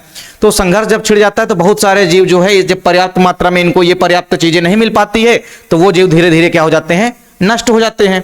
इसके बाद डार्विन ने क्या बताया, इंपॉर्टेंट पॉइंट है, वातावरण के प्रति अनुकूल। ये तो हमने पहले ही आपको बताया कि वातावरण के अनुकूल का मतलब है कि अगर मान लीजिए कोई एनिमल्स या कोई भी प्लांट अपने आप को अगर इन्वायरमेंट के अनुसार ढाल लेता है तो वो कालांतर में आगे जीवित रह पाता है, और जो अपने आप को वातावरण के अनुसार ढाल नहीं पाते हैं, ठीक है, वो धीरे धीरे क्या हो जाते हैं, नष्ट हो जाते हैं। ठीक है, तो ये तीसरा पॉइंट भी आपको समझ में आ गया होगा। अब चौथी पॉइंट क्या है, नई जातियों की उत्पत्ति। तो डार्विन ने क्या बताया कि वातावरण के प्रति क्या होता है, अनुकूलन होता है। तो अनुकूलन से पैदा हुई जो विभिन्न जातियां होती है, ये धीरे धीरे क्या करती है, पीढ़ी दर पीढ़ी इनमें विभिन्नताएं जो है एकत्रित हो जाती है, और धीरे धीरे जो विभिन्नताएं होती है ये इतनी ज्यादा मात्रा में बढ़ जाती है कि एक नए जीव जो है एक अलग जाति के रूप में विकसित हो जाते हैं। डार्विन का कहना क्या है कि वातावरण में क्या होता है कि लगातार परिवर्तन होता रहता है। तो वातावरण में परिवर्तन के कारण नई नई जातियों का प्रादुर्भाव होता है। वातावरण में अगर परिवर्तन होता है तो जातियों में क्या होता है, विभिन्नताएं आती है, और कई पीढ़ी के बाद आप देखेंगे कि विभिन्नताएं जो है इतनी ज्यादा मात्रा में बढ़ जाती है कि वो एक अलग ही जाति के रूप में व्यक्त हो जाती है, या एक अलग ही जाति को निर्धारित कर देती है, या एक अलग ही जाति में बदल जाती है। ठीक है, तो इस प्रकार से नई जातियों की उत्पत्ति जो होती है ये होती है। नई जातियों की उत्पत्ति कैसे होती है, तो डार्विन ने बताया कि वातावरण लगातार जो है निरंतर प्रगतिशील है, निरंतर बदलता रहता है। ठीक है, जिस कारण से क्या होता है, विभिन्नताएं पैदा होती रहती है, और लगातार कई पीढ़ी के बाद विभिन्नताएं जो है इतनी ज्यादा मात्रा में बढ़ जाती हैं। सिंपल सी बात है कि जब विभिन्नताएं ज्यादा मात्रा में बढ़ जाती है तो एक अलग जाति ही बन जाती है। ठीक है, तो नई जातियों की उत्पत्ति इस प्रकार से हो जाती है, ये बताया डार्विन ने। तो डार्विन का जो प्राकृतिक वर्णवाद है या डार्विनवाद है, ठीक है, अक्सर एग्जाम में पूछा जाता है कि डार्विन के सिद्धांत को हम किस नाम से जानते हैं, तो आप लिख सकते हैं डार्विनवाद या प्राकृतिक वर्णवाद। ठीक है, अक्सर आपके एग्जाम में क्वेश्चन आएगा प्राकृतिक वर्णवाद का सिद्धांत किसने दिया। ठीक है, तो चार्ल्स डार्विन ने दिया था। तो ये सारे इंपॉर्टेंट पॉइंट है चार्ल्स डार्विन के, जिनको आपको नोट कर लेना है, क्योंकि चार्ल्स डार्विन से संबंधित क्वेश्चन आपके बोर्ड एग्जाम में आ सकता है। अब यहां पे एक इंपॉर्टेंट क्वेश्चन की बात करते हैं। हमारा एक इंपॉर्टेंट क्वेश्चन है अनुकूली विकिरण यानी कि एडाप्टिव रेडिएशन। चलिए, एडाप्टिव रेडिएशन की अगर हम बात करते हैं तो बहुत ही इंपॉर्टेंट क्वेश्चन है। ठीक है, जिसको हम अपसारी विकास भी बोलते हैं। क्या बोलते हैं, जिसको हम अपसारी विकास। ठीक है, अक्सर आप देखेंगे आपके एग्जाम में हो सकता है अपसारी विकास दे दे। क्या दे दे, आपके एग्जाम में हो सकता है अपसारी विकास दे दे। ठीक है, तो अपसारी विकास आपको याद रखना है। ठीक है, तो एडाप्टिव रेडिएशन की अगर हम बात करते हैं तो एडाप्टिव रेडिएशन को सबसे पहले किसने देखा भैया, चार्ल्स डार्विन ने। ठीक है, एडाप्टिव रेडिएशन को सबसे पहले किसने देखा, चार्ल्स डार्विन ने। सबसे पहले चार्ल्स डार्विन ने देखा एडाप्टिव रेडिएशन के बारे में। चार्ल्स डार्विन जो है जब सबसे पहले भ्रमण करते हुए कहां पहुंचे, गैलापोगस द्वीप में। ठीक है, चार्ल्स डार्विन जब पहुंचे कहां, गैलापोगस द्वीप में। गैलापोगस द्वीप में, गैलापोगस द्वीप में जब चार्ल्स डार्विन पहुंचे, ठीक है, ये मान लीजिए क्या है, गैलापोगस द्वीप। तो गैलापोगस द्वीप में उनको कई अलग अलग प्रकार की क्या दिखाई दी, गैलापोगस द्वीप में उनको कई अलग अलग प्रकार की चिड़िया दिखाई दी। क्या दिखाई दी, चिड़िया। ये चिड़िया देखने में तो एकदम से क्या थी, समान थी। देखने में क्या थी, ये चिड़िया समान थी, पूरा इनका साइज शेप अगर आप कलर देखें तो वो देखने में समान थी। लेकिन अलग अलग भौगोलिक क्षेत्रों में रहने के कारण आप देखेंगे कि इन चिड़ियों के अंदर उन्होंने क्या देखा कि चिड़ियों की जो चोंच थी, ठीक है, चिड़ियों की जो चोंच थी वो क्या थी, भिन्न भिन्न थी। ठीक है, चिड़ियों की चोंच क्या थी, भिन्न भिन्न थी। तो डार्विन ने क्या बताया भैया, जैसे डार्विन ने क्या कहा था कि बंदर और मानव का पूर्वज या एंसिस्टर जो है कॉमन था, एक ही था। तो गैलापोगस द्वीप में जब डार्विन ने ये चीजें देखा कि भैया किसी एक द्वीप के अंदर उनको समान प्रकार की पक्षियां दिखाई दे रही है, जो कि छोटी साइज की पक्षियां थी, सभी का शेप साइज लगभग समान था, रंग भी उनका लगभग सेम था। लेकिन उनको एक चीज दिखाई दिया वहां पे कि जो डार्विन ने देखा उन पक्षियों को, तो पक्षियों की जो चोंच थी, जितनी भी चिड़ियां थी वहां पे, उनकी जो चोंच थी ना, उनकी जो चोंच थी वो कैसी थी, भिन्न भिन्न थी। तो डार्विन ने क्या सोचा कि इनका क्या हो गया है, विकास हो गया है। इन सबके पूर्वज जो हैं क्या थे, एक ही थे। डार्विन ने क्या सोचा कि इन सबके जितने भी पक्षियां थी, इन सबके पूर्वज क्या है, पूर्वज डार्विन ने कहा कि एक ही रहे होंगे, और इनमें क्या हो गया, विकिरण हो गया है। अलग अलग जगहों पे रहने के कारण जो है इनमें क्या हो गया है, इनका अलग अलग तरीके से विकास हो गया है, डेवलपमेंट हो गया है, इनमें थोड़ा सा चेंजेस आ गया है। ठीक है, तो अनुकूली विकिरण की अगर आप लोग डेफिनेशन देखें तो किसी भी भौगोलिक क्षेत्र में, एक पर्टिकुलर कोई भौगोलिक क्षेत्र है, उस पर्टिकुलर क्षेत्र में एक ही प्रजाति से कई अलग अलग प्रजातियां जब विकसित हो जाती है और विभिन्न प्रजातियों में विकिरण करती है तो इसे ही हम क्या बोलते हैं, अनुकूली विकिरण।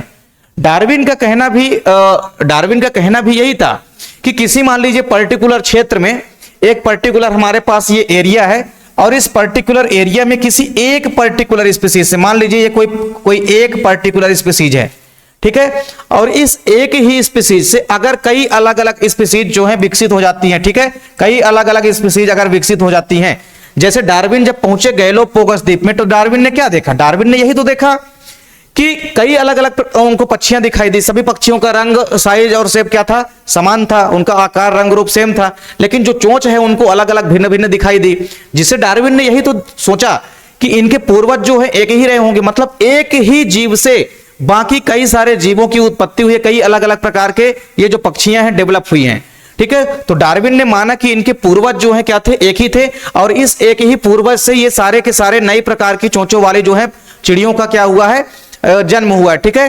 तो डार्विन का मानना यही था भैया कि अनुकूली विकिरण में डार्विन ने यही बताया कि एक ही जाति से जो है कई अलग अलग जातियों की उत्पत्ति हुई है, ठीक है। तो कई अलग जातियों की उत्पत्ति हुई है, एक ही जाति से कई अलग अलग प्रजाति बन गई है, ऐसा डार्विन का मानना था। तो अनुकूली विकिरण भी यही कहती है कि कोई एक पर्टिकुलर भौगोलिक क्षेत्र है, उस भौगोलिक क्षेत्र में अगर मान लीजिए एक ही प्रजाति से, ठीक है, एक ही प्रजाति से अगर कई सारी प्रजातियां डेवलप हो जाती है, कई सारी प्रजातियां अगर विकसित हो जाती है, तो उसे हम क्या कहते हैं, उसे हम कहते हैं अनुकूली विकिरण। और अनुकूली विकिरण में होता क्या है कि अनुकूली विकिरण में आप देखेंगे एक जीव से कई अलग अलग जीव बनते हैं, ठीक है। ये एक जीव है, अब इस एक जीव से कई अलग अलग प्रकार के जीव बनते हैं, ठीक है। तो इस प्रकार से पूरा का पूरा जो है क्या हो रहा है, जीव जो है एक जीव से बहुत सारे जीव फैल रहे हैं, बन रहे हैं, ठीक है। तो जब अंदर से बाहर की ओर फैल रहा है तो ये क्या है, अपसारी विकास कहलाता है। क्या कहलाता है, अपसारी विकास कहलाता है। वहीं अगर आपके एग्जाम में अभिसारी विकास पूछे ना, तो अभिसारी विकास में क्या होता है, क्योंकि जीवों की संख्या जो है, प्रजातियों की संख्या बहुत अधिक होती है, तो किसी भौगोलिक क्षेत्र में अगर बहुत सारी प्रजातियों से, है ना, बहुत सारी प्रजातियों से अगर कई अलग अलग जातियां बन रही है तो ये क्या है, अभिसारी विकास होता है। लेकिन एक ही अगर प्रजाति से कई अलग अलग प्रजातियां बन रही है तो ये क्या होता है, ये होता है अपसारी विकास, ठीक है। तो अपसारी विकास या अनुकूली विकिरण आपको समझ में आ गया होगा। इसका सबसे बड़ी एग्जांपल क्या है, डार्विन की फिंचें। अगर एग्जांपल आप लोग लिखना चाहें तो आप लोग एग्जांपल लिख सकते हैं डार्विन की फिंचें। क्या लिखेंगे आप लोग, डार्विन की फिंचें। डार्विन ने जो पक्षियों को देखा और पक्षियों को देखने के बाद डार्विन ने क्या किया कि इन पक्षियों के बारे में देखा कि चोंच क्या थी, इनकी अलग अलग थी, तो डार्विन ने इनको क्या कहा, फिंचे कहा। तो डार्विन की फिंचे जो है सबसे बड़ी एग्जांपल है एडाप्टिव रेडिएशन का। इसके बाद अगर दूसरा आप एग्जांपल देखेंगे तो एक और एग्जांपल है आपका, एक और आपका एग्जांपल है क्या, आपको एग्जांपल याद रखना है, ऑस्ट्रेलियाई मार्सुपियल। दूसरा एग्जांपल आप क्या लिखेंगे, दूसरा एग्जांपल है ऑस्ट्रेलियाई मार्सुपियल, ठीक है, ऑस्ट्रेलियाई मार्सुपियल्स। ऑस्ट्रेलियाई मार्सुपियल्स के अंदर क्या देखा गया, ऑस्ट्रेलियाई मार्सुपियल के अंदर क्या देखा गया, ऑस्ट्रेलियाई मार्सुपियल्स के अंदर यह देखा गया कि इनके अंदर शिशुधानी उपस्थित थी। क्या उपस्थित थी, इनके अंदर शिशुधानी उपस्थित थी। जैसे आप लोग कंगारू के अंदर देखते हैं, जो कि ऑस्ट्रेलिया का राष्ट्रीय है ना, राष्ट्रीय पशु भी है कंगारू। तो जो शिशुधानी होती है, शिशुधानी आप लोग देखे होंगे कंगारू के अंदर, जहां से कंगारू बर्थ होता है उसके जस्ट नीचे एक थैली समान संरचना होती है जिसमें जाकर के कंगारू जो है घुस जाता है और फिट हो जाता है, ठीक है। तो उसे हम बोलते हैं शिशुधानी। तो जो ऑस्ट्रेलियाई मार्सुपियल्स थे इनके अंदर भी देखा गया, ठीक है, कि अलग अलग प्रकार के शिशुधानी जो है इनके अंदर दिखाई दिए। शिशुधानी इनके अंदर लगभग सभी जीवधारियों के अंदर एक प्रकार से समान थी। तो ऐसा डार्विन ने माना कि ये जो ऑस्ट्रेलियाई मार्सुपियल्स हैं इनके भी पूर्वज जो हैं एंसिस्टर एक ही रहे होंगे और उस एक ही पूर्वज से कई अलग अलग प्रकार के मार्सुपियल्स जो है डेवलप हो गए हैं, ठीक है। तो ये है अनुकूली विकिरण या एडाप्टिव रेडिएशन। इसको हम अपसारी विकास भी बोलते हैं क्योंकि एक ही प्रजाति से कई अलग अलग प्रजाति जो है विकसित हो जाते हैं, ठीक है। तो ये है हमारा अनुकूली विकिरण। किसी एक भौगोलिक क्षेत्र में अगर एक ही प्रजाति से कई सारी प्रजातियों का प्रादुर्भाव हो जाता है या डेवलपमेंट निर्माण हो जाता है तो इसे हम बोलते हैं अनुकूली विकिरण या एडाप्टिव रेडिएशन। स्क्रीनशॉट अगर आप लोग लेना चाहें तो ले सकते हैं। दोनों एग्जांपल आपको याद रखना है, पहला है डार्विन की फिंचें और दूसरा एग्जांपल क्या है, ऑस्ट्रेलियाई मार्सुपियल्स, ठीक है। दोनों एग्जांपल आप लोगों के लिए क्या है, काफी हेल्पफुल है। आपके एग्जाम में यहां से क्वेश्चन पूछे जाएंगे डेफिनेट रूप से।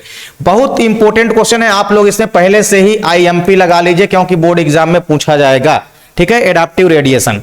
चलिए अब हम बात करते हैं किसकी, अब हमारा अगला क्वेश्चन है लैमार्कवाद, लैमार्किज्म। ठीक है, लैमार्कवाद की अगर हम बात करते हैं तो लैमार्कवाद में आप देखेंगे कि लैमार्क जो है प्रथम ऐसे व्यक्ति थे जिन्होंने विकास को विस्तार पूर्वक समझाया। हालांकि लैमार्कवाद का सिद्धांत जो है बाद में कई सारे कारणों से क्या हुआ, असफल हो गया। और लैमार्क के जो सिद्धांत को असफल करने वाले व्यक्ति थे उनका नाम था बीजमैन। क्या था?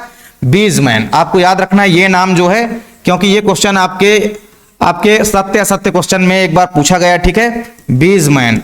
ठीक है, क्या पूछा गया था कि लैमार्क के सिद्धांत को असफल करने वाले साइंटिस्ट जो है बीजमैन थे या नहीं। ठीक है, तो आपको याद रखना है कि बीजमैन ने क्या कर दिया भैया, लैमार्क के सिद्धांत को असफल कर दिया। क्या कर दिया? असफल कर दिया। ठीक है, कई सारे इनके प्रयोग या एक्सपेरिमेंट थे जिनसे यह सिद्ध हुआ कि लैमार्क की कुछ बातें जो है पूरी तरह से सत्य नहीं है। तो चलिए लैमार्कवाद को समझते हैं। लैमार्क प्रथम ऐसे व्यक्ति थे जिन्होंने जैव विकास के बारे में विस्तार पूर्वक बताया।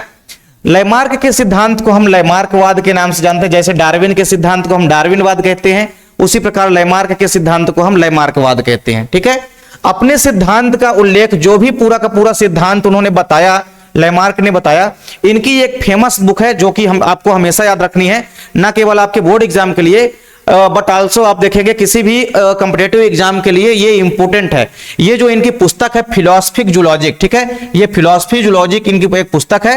तो फिलोसफिक जूलॉजिक जो इनकी पुस्तक है, इसमें उन्होंने पूरा का पूरा जो भी अपना लैमार्कवाद का सिद्धांत था उन्होंने अपनी इस पुस्तक में प्रस्तुत किया। ठीक है, तो अपने सिद्धांत का जो उल्लेख किया किन्होंने, लैमार्क ने जो भी अपने सिद्धांत का उल्लेख किया किसमें किया, अपनी पुस्तक में किया, जिसका नाम क्या था, फिलोसफी जूलॉजिक।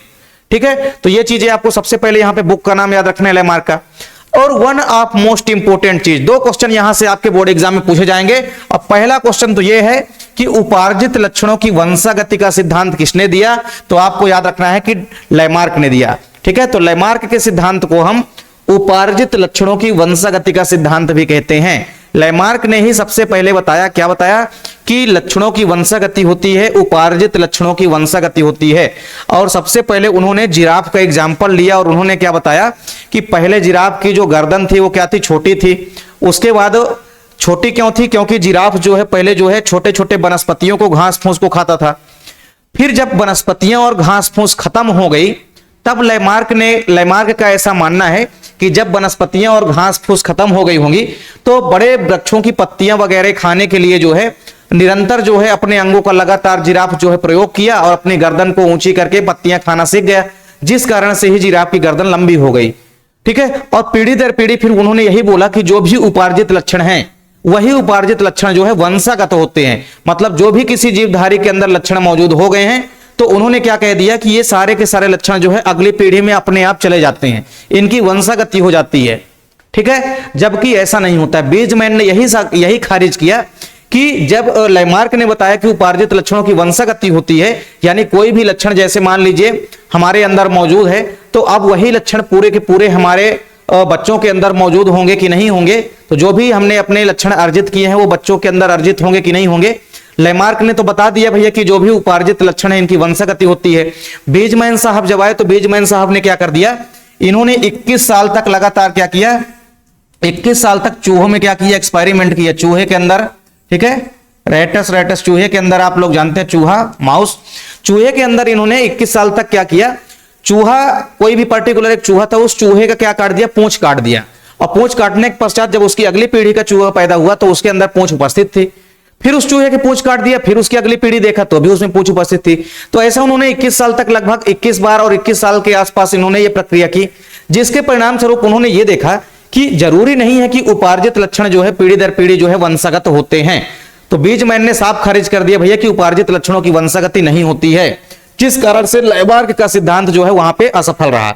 ठीक है, तो लैमार्क के सिद्धांत को हम उपार्जित लक्षणों की वंशागति का सिद्धांत कहते हैं। ये क्वेश्चन अक्सर एग्जाम में पूछा जाता है कि उपार्जित लक्षणों की वंशागति का सिद्धांत किसने दिया, तो लैमार्क ने दिया था।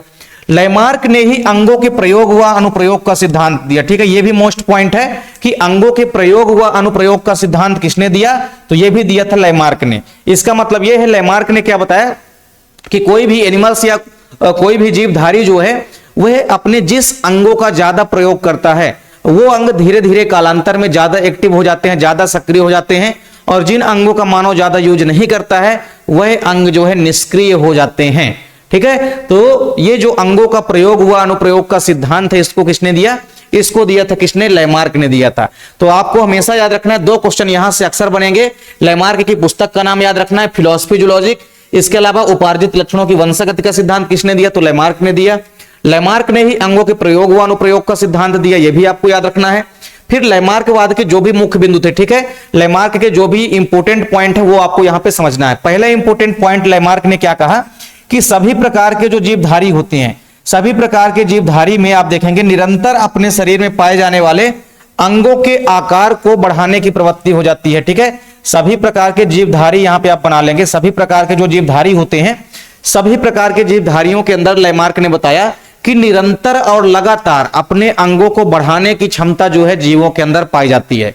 यह चीज भी किसने बताई? लैमार्क ने बताई। पहली इंपॉर्टेंट पॉइंट इन्होंने यही बताई कि चाहे कोई भी पर्टिकुलर एनिमल्स हो, जीवधारी हो, उसको जो है अपने आप, ठीक है, अपने आकार को बढ़ाने की प्रवृत्ति जो है उसके अंदर पाई जाती है। मतलब हर एक जीवधारी के अंदर उसको आकार में बढ़ाने की प्रवृत्ति जो है उसके अंदर ही विद्यमान होती है। ठीक है, इसके बाद दूसरी इंपॉर्टेंट पॉइंट उन्होंने क्या बताया कि जीवों में आवश्यकताओं के अनुसार ही नए अंगों का विकास होता है। ठीक है, जैसे कहते हैं ना कि आवश्यकता ही आविष्कारों की जननी है, तो उसी प्रकार से लैमार्क ने यही बताया कि जैसे जैसे आवश्यकता बढ़ती गई वैसे वैसे जो है विकास जो है होता गया और नए नए अंगों का विकास जो है डेवलपमेंट होता गया।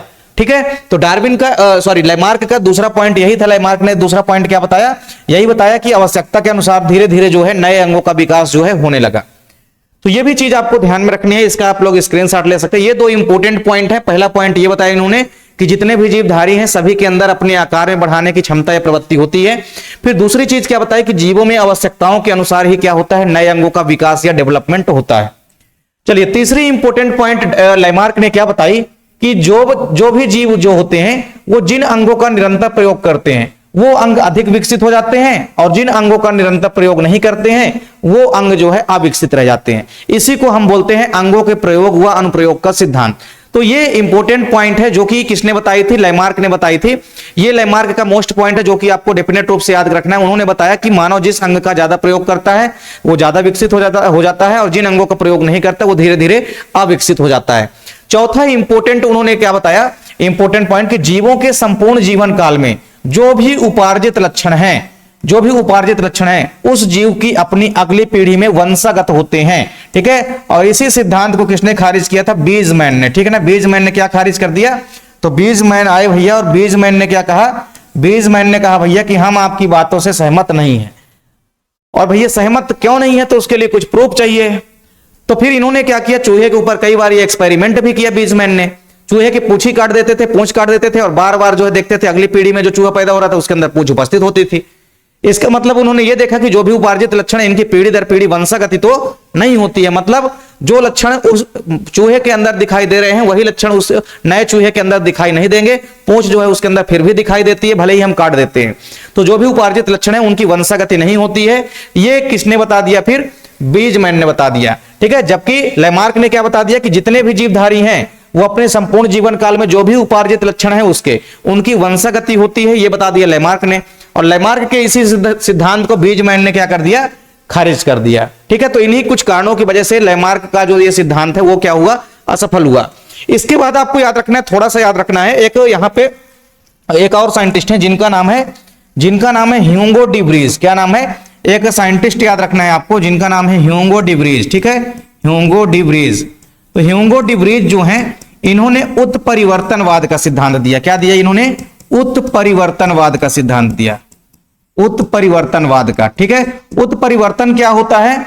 तो जीवों के जो भी अनुवांशिक गुण होते हैं, ठीक है, जीवों के जो भी अनुवांशिक गुण होते हैं, ठीक है, या जीवों के जीनों में आप कह सकते हैं। ठीक है, तो अनुवांशिक गुणों में या जीवों के जीनों में, ठीक है, तो जीवों के जीनों में या जीवों के अनुवांशिक गुणों में, ठीक है, जीवों के अनुवांशिक गुणों में अचानक अगर मान लीजिए कोई परिवर्तन आता है, ठीक है, अचानक अगर कोई परिवर्तन आता है, तो अचानक अगर परिवर्तन होता है तो इसे हम क्या बोलते हैं? उत्परिवर्तन। ठीक है, तो जीवधारियों के अंदर अचानक होने वाले जो बड़े परिवर्तन होते हैं इसको हम क्या बोलते हैं? उत्परिवर्तन। ठीक है, जिसको हम बोलते हैं क्या? म्यूटेशन बोलते हैं। क्या बोलते हैं? जिसको हम म्यूटेशन बोलते हैं। ठीक है, म्यूटेशन मतलब उत्परिवर्तन। तो उत्परिवर्तनवाद का सिद्धांत किसने दिया? ह्यूगो डी व्रीज ने दिया, ठीक है, जिसको हम उत्परिवर्तनवाद का सिद्धांत दिया कहते हैं। इसमें ह्यूगो डी व्रीज ने क्या बताया कि जो भी एनिमल्स हैं उनमें कोई छोटी मोटी जो विभिन्नता आती है उससे जीवों का विकास नहीं हुआ है। इन्होंने क्या कहा कि जब किसी जीवधारी के अंदर कोई बहुत बड़ी विभिन्नताएं आती है, अचानक से जब कोई बड़ी विभिन्नता आती है, उस चलते ही जीवों का विकास होता है। ये बताया किसने? ह्यूगो डी व्रीज ने।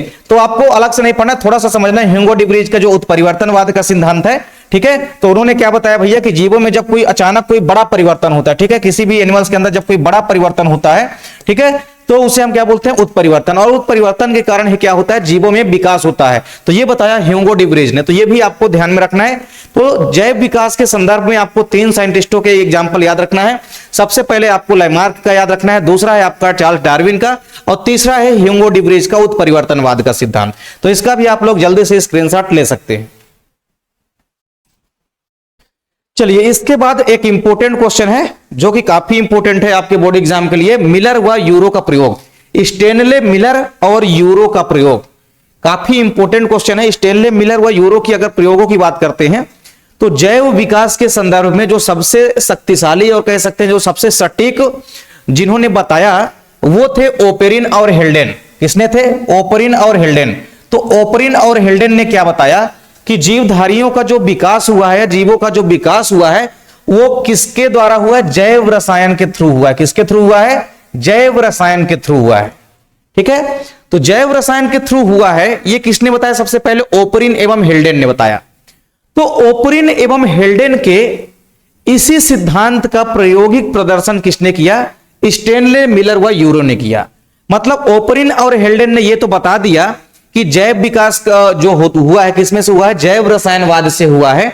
तो जैव रसायनवाद से जो जीवों का विकास हुआ है ये कैसे हुआ है, इसका प्रायोगिक प्रदर्शन ही किसने किया? इसका प्रायोगिक प्रदर्शन सबसे पहले किसने किया? स्टेनले मिलर एवं यूरो ने किया था, ठीक है।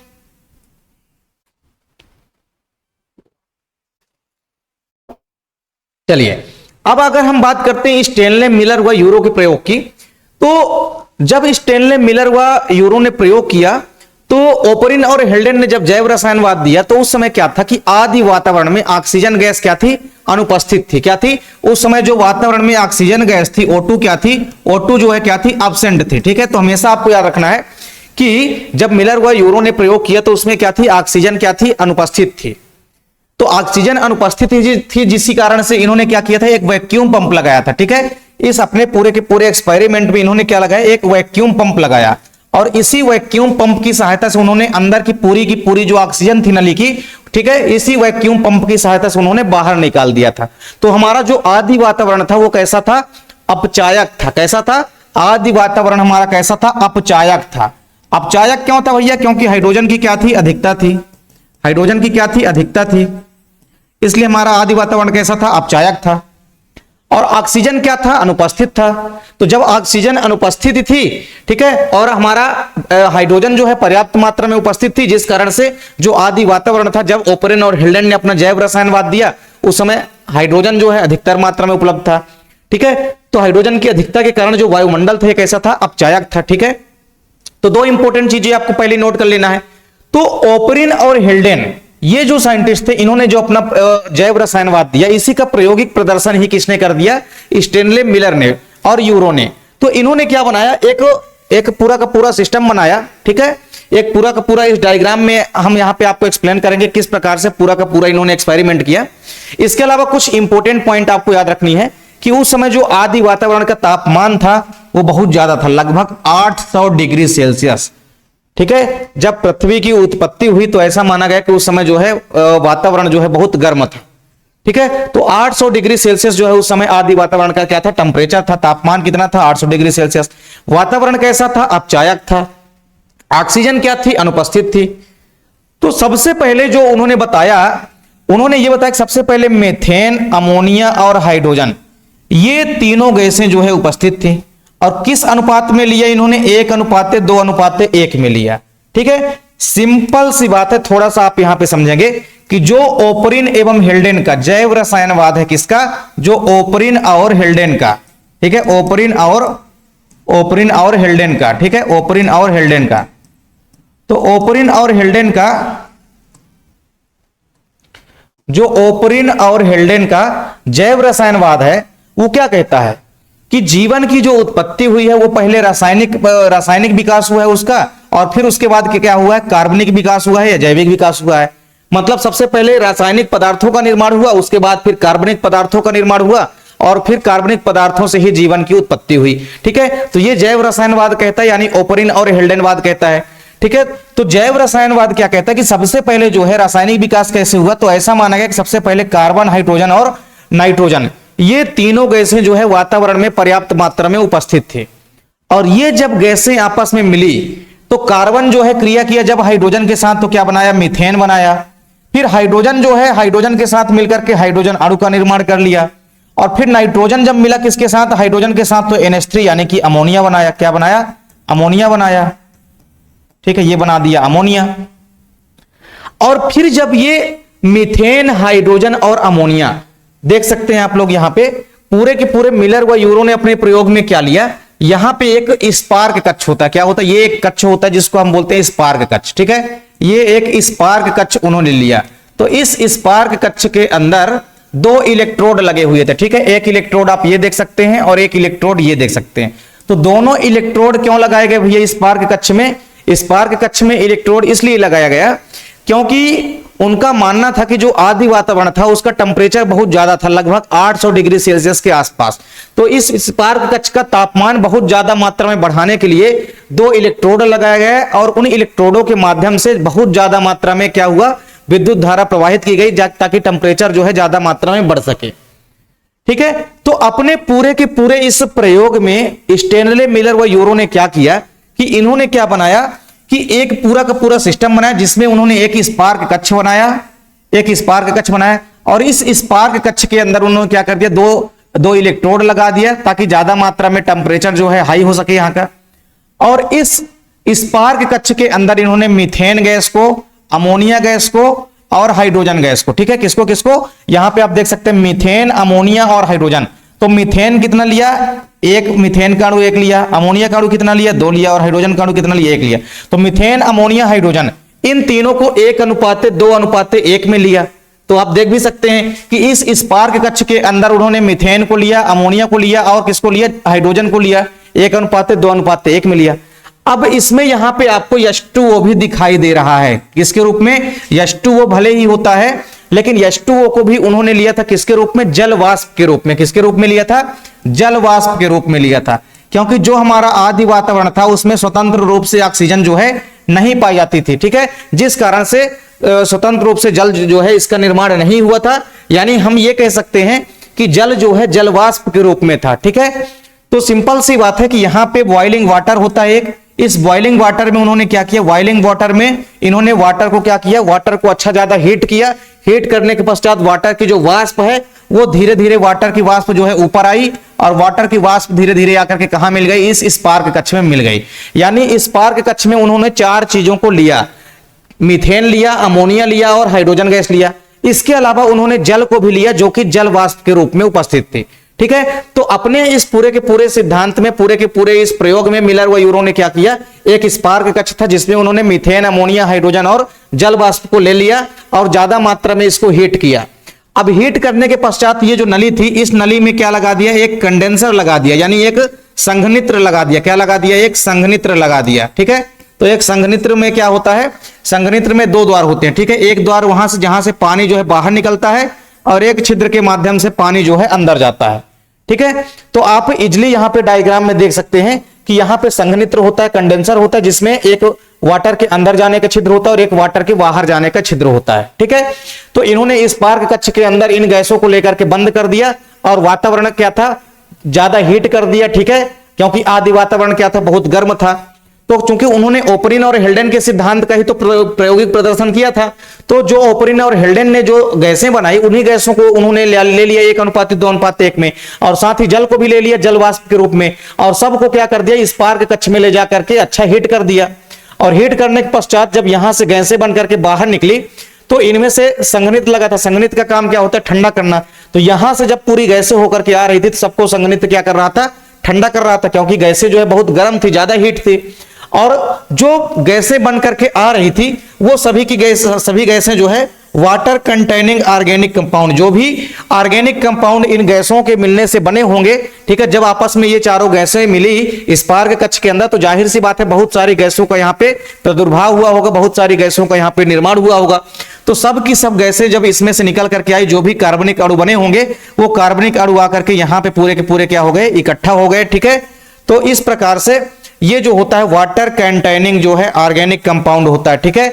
तो यहाँ पे जो भी ऑर्गेनिक कंपाउंड थे इस कंटेनिंग में आकर के क्या हो जाते थे, इकट्ठा हो जाते थे।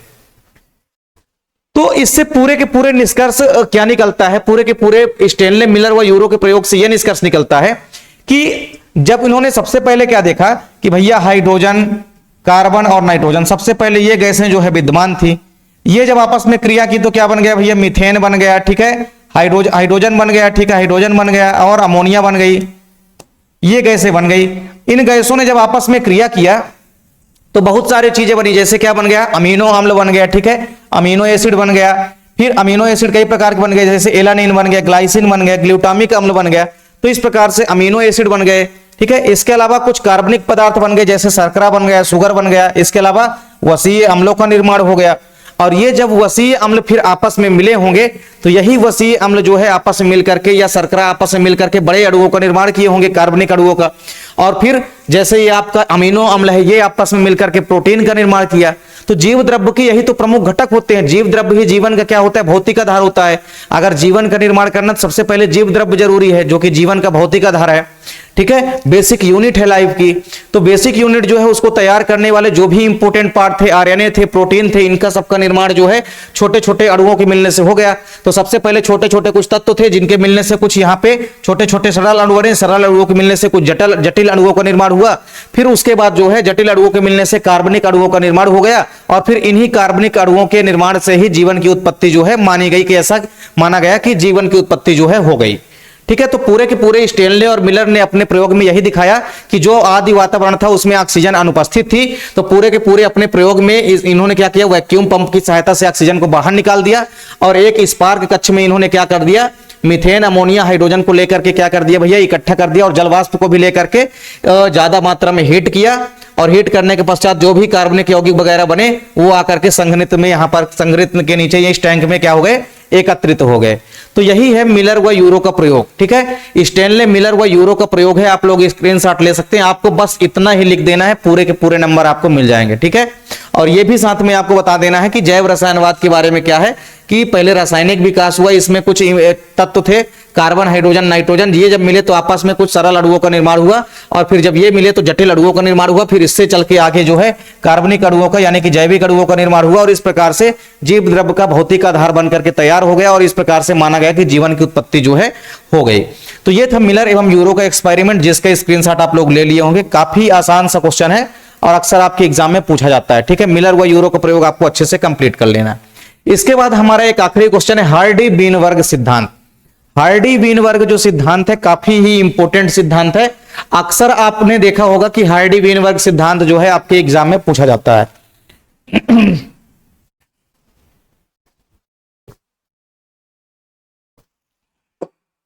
तो हार्डी बीनवर्ग सिद्धांत की अगर हम बात करते हैं तो सबसे पहले सन 1908 में, कब, सन 1908 में G.H. हार्डी एवं W. बीनवर्ग, इन दोनों के द्वारा जो है एक सिद्धांत दिया गया। दोनों अलग अलग साइंटिस्ट थे, हार्डी और बीनवर्ग। इनके नाम के आधार पर ही इनका सिद्धांत है, हार्डी बीनवर्ग सिद्धांत हम बोलते हैं।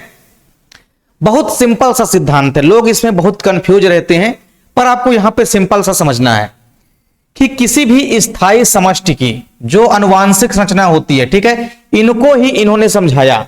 इन्होंने सिंपल सी बात क्या बताई, आपको यहां पे थोड़ा सा समझना है। इन्होंने क्या बताया कि हमारे पास क्या है, एक स्थायी क्षेत्र है, ठीक है। एक स्थायी क्षेत्र मतलब एक ऐसा क्षेत्र है या यहाँ पे ऐसे पॉपुलेशंस हैं, ठीक है, ऐसा क्षेत्र है जहां पे क्या है, कोई भी पर्टिकुलर जीवधारी जो उपस्थिति है उनमें जो भी एलील हैं और जो भी जीन हैं उनकी आवृत्तियां जो है समान होती है। जैसे मान लीजिए यहां पे क्या है, एक जीव है जिसके अंदर क्या उपस्थित है, जीन उपस्थित है X, और इस जीव से यहां पे बहुत सारे जीव जो है विकसित हो गए, ठीक है, बहुत सारे X जो है डेवलप हो गए। तो इन्होंने बताया क्या कि जो एलील होते हैं जैसे मेंडल का नियम आपने पढ़ा है, मेंडल ने अपने नियम में किसी एक लक्षण के लिए कारक या एलील लिया था। तो कारकों के जो जीन होते हैं ना, इन्होंने क्या बताया कि जीनों की जो वंशागति होती है उनमें हमेशा क्या होता है कि साम्यावस्था होती है। क्या होती है? साम्यावस्था होती है। साम्यावस्था का मतलब ये होता है कि उनकी जो समष्टियां होती है उनमें जो आवृत्ति होती है वो क्या होती है? हमेशा आवृत्ति जो होती है पूरी की पूरी अपरिवर्तनीय रहती है, आवृत्तियां हमेशा समान रहती है।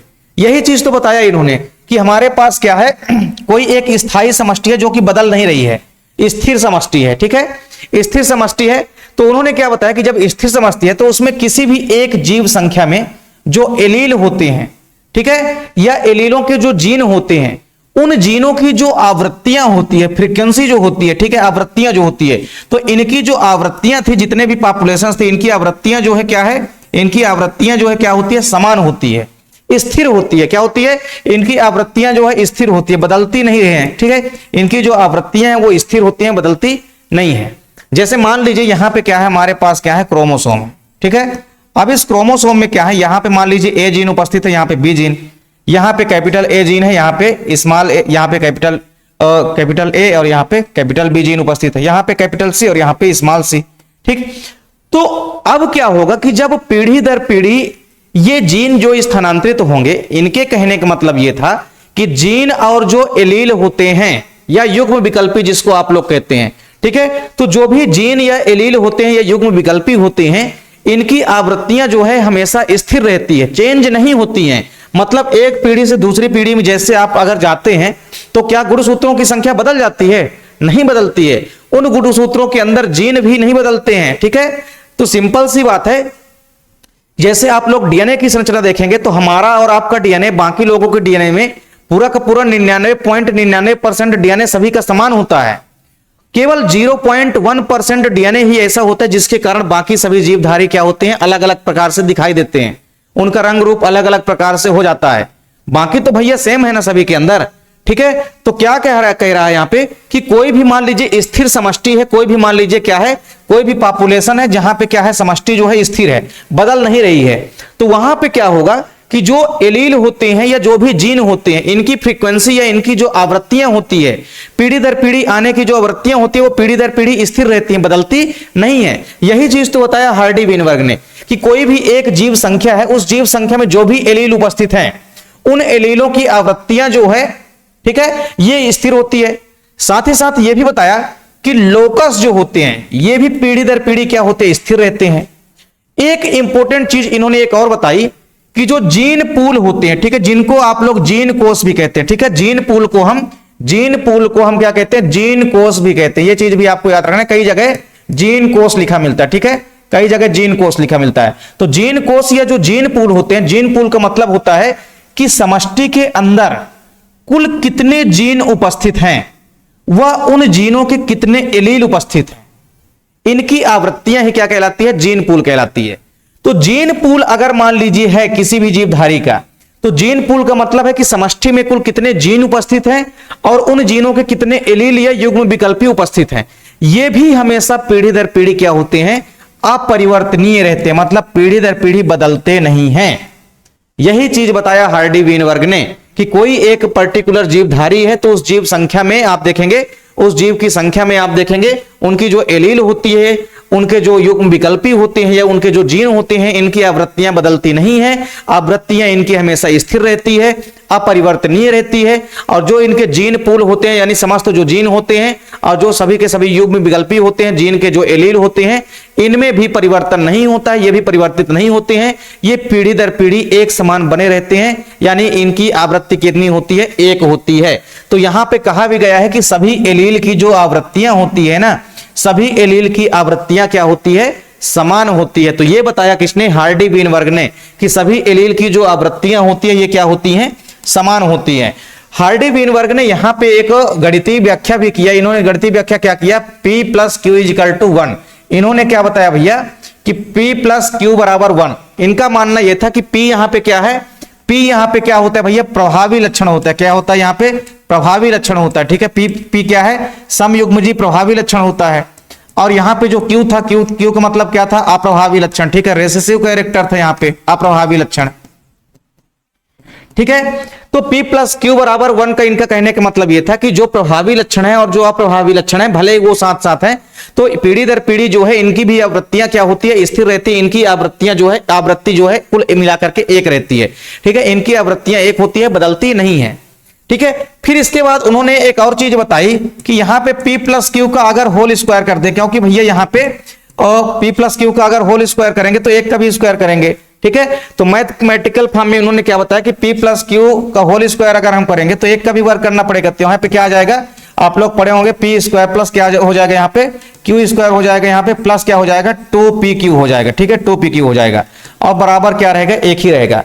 मतलब सभी एलील जितने हैं, चाहे वो प्रभावी एलील हो चाहे वो अप्रभावी एलील हो, इनकी जो आवृत्तियां होती है वो हमेशा क्या होती है, एक होती है।